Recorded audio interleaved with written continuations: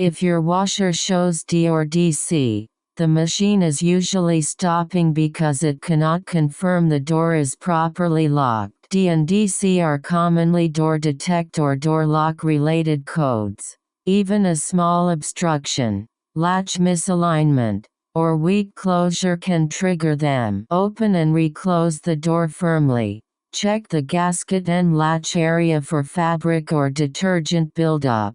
Do a power reset based on your model guidance.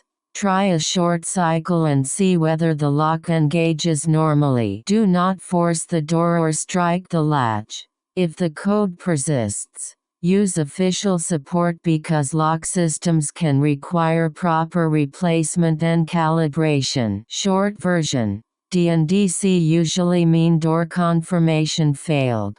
Clean, reseat, reset, then escalate if it repeats.